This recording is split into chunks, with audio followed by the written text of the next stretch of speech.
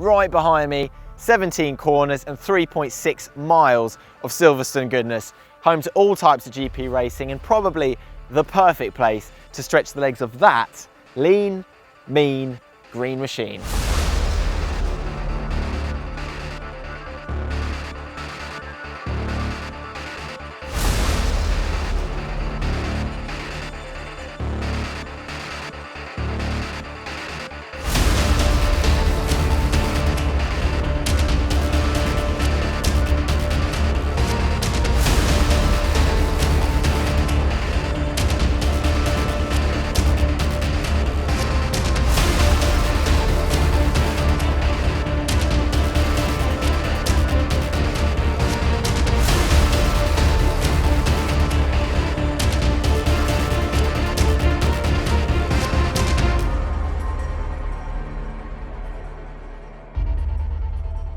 So the 2016 ZX10R, I'll be honest, when Kawasaki launched it, I couldn't immediately notice the changes that they made to it.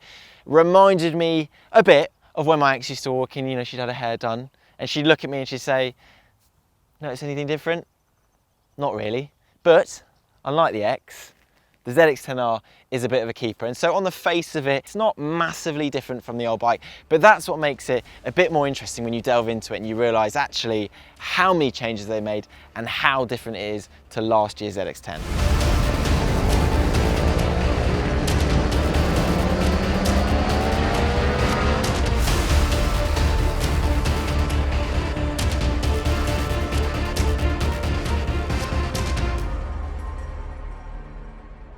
So what changes are you immediately drawn to? Well, for starters, there's the Showa balance-free forks, but more on them later. There's a reworked tail unit, and you now get Brembo M50 monoblock brakes as standard, but I'll let you in on a secret. The only parts carried over from the old ZX10 to this updated model are the wheels, the tank, and the fairing midsections. That's it.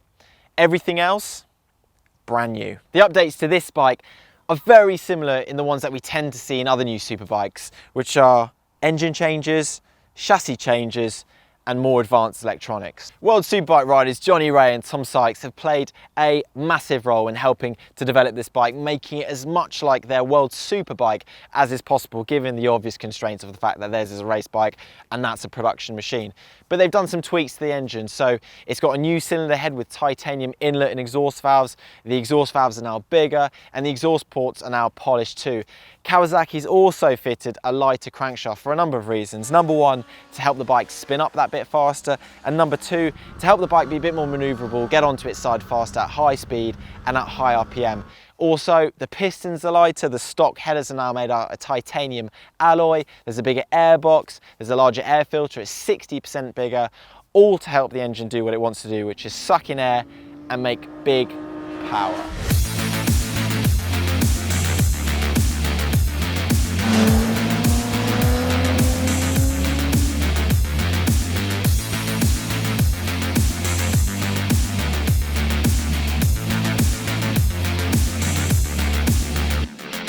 Despite all of Kawasaki's success in superstock racing over the last few years, they've made some really bold changes to the chassis. So the swing arm alone is 16 mils longer than it was before. They brought the headstock forward by 7.5 mils closer to the rider. The wheelbase is 15 mils longer. All of this to improve feel, to improve turning, all whilst retaining the stability that the original bike had.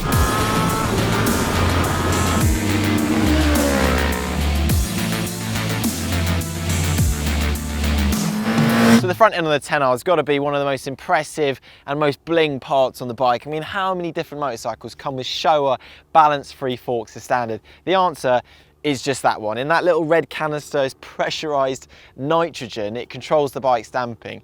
In fact, all the suspension parts on there act independently of one another. So if you change the compression damping, it won't screw up your rebound damping. Then there's the stronger brakes. Brembo M50 monoblocks are standard. Braided lines are standard, which lead up to a Brembo radial master cylinder. And believe me, that master cylinder makes a massive difference compared to a normal own branded off-the-shelf part. So much more braking power, so much more feel, and also so much more bling just on the handlebars. On the electronics front, the 10R is finally up to scratch with all the other modern superbikes. It's always had a great traction control system, But something that let it down was that, whether you call it gimmicky or not, it just didn't have the riding modes, the settings, all that stuff that some of the other modern superbikes had. That's now a thing of the past. It's got an IMU, a bit like the R1, gyros, sensors, the whole shebang to measure pitch, roll, yaw, something like 200 times a second. It's also got its own cornering ABS system, engine brake control, and a quick shifter which works on both upshifts, and if you've got the race ECU, also on downshifts with an auto blipper. For me though, the ZX10R's individual quality is being a bike that's so well set up straight out of the crate, one that you can jump on, immediately feel comfortable with, and immediately be quick on.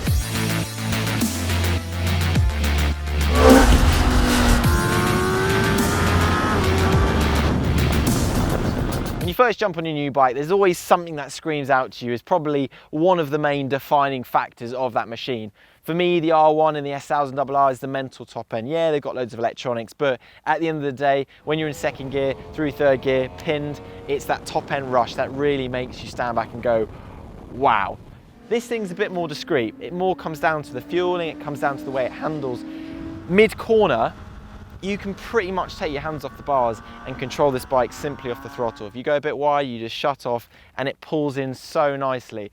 I don't know if it's down to the suspension, down to the chassis, or probably a mixture of the two, but it feels so nice when the bike is on its side. I don't know any motorcycle these days that wouldn't benefit from a suspension setup, but I think the fact that you can turn up to a track day on a totally stock machine, totally stock tyres, straight out of the crate, and still be faster than 90% out of the riders is a real testament to how capable that bike really is. If I'm honest, I think the biggest letdown of that machine is probably the tyres. It comes on Bridgestone RS10s, which are really sticky tyres. They're great on the road and they can really hold their own on the track. But compared to some of the other modern superbikes, all coming on mostly Pirelli Super Corsas, and it's not just the compound. The Bridgestones are slightly less sticky, they're slightly less stiff, but they're also a bit more rounded profile and it slows the steering down. It just doesn't feel quite as sharp to ride as it could do. Other than the tyres and the fact that the quick shifter sometimes takes a bit more of a forceful nudge than it should do to get into gear. Les Silverstone, super impressed with that bike. Kawasaki claims 207 horsepower at 13,000 RPM. Without getting it on a dyno, it's impossible to see if it really makes that power. But put it this way, Yamaha's here today with their Super Sport Pro Tour. You get a chance to ride some R1s, all the instructors on them. So fast riders, really fast bikes. And do they pull away from the ZX10R on the straight? Not a chance. And when you get to the end of that straight, that is when the brakes come into play. Can you get anything stronger than a Brembo M50? Not really. They're just everything that you'd ever want on a bike like this. So much feel and all the power that you'll ever need.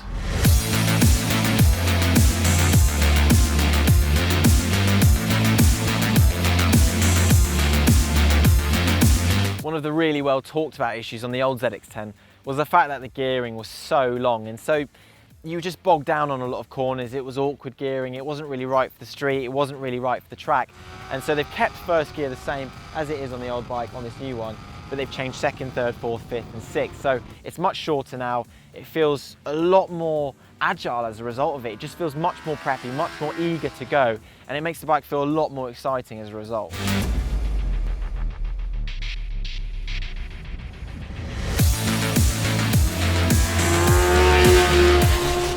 Usually manufacturers launch some kind of big hype, like Kawasaki with their H2 and the H2R superchargers, Ducati with their Panigale, it was the first frameless bike, BMW, one of the first bike manufacturers, their superbike, to bring out crazy horsepower figures.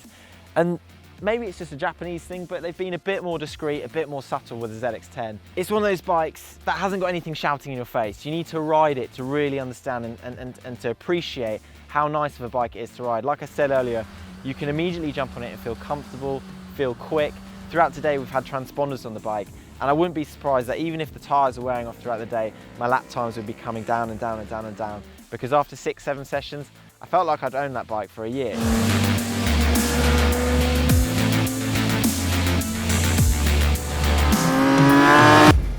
Something that makes this bike even more impressive is the fact that this new ZX10R is the first superbike to be Euro 4 compliant. Now that's just emission stuff, it's totally boring, but what it effectively means is that this superbike has a crutch. It's got a more restrictive cat, it doesn't sound as good, it's going to be slightly more expensive, it's going to be a bit slower, but the fact that it can hold its own alongside modern superbikes, alongside all those R1s that were here today, which don't have a handicap, is testament to how capable this bike currently is. And it will be interesting to see next year when the Panigale, when the S1000RR, when all those other superbikes get that handicap, how they stack up alongside this one.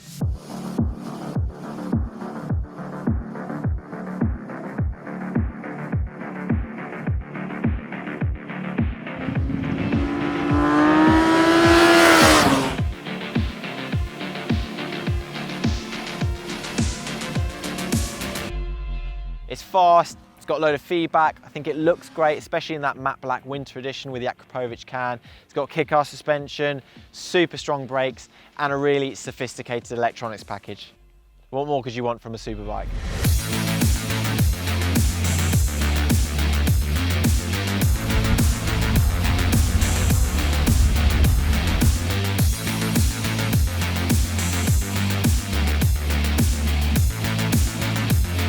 So we've done Silverstone, we've conquered the track, we've been doing 170 mile an hour plus all day long. But what does that mean to you non-track junkies? Well, not much really. So this is just part one of our review, and we'll be filming part two in the next few weeks, where we'll be taking this beast to the streets to find out how it fares as a road bike.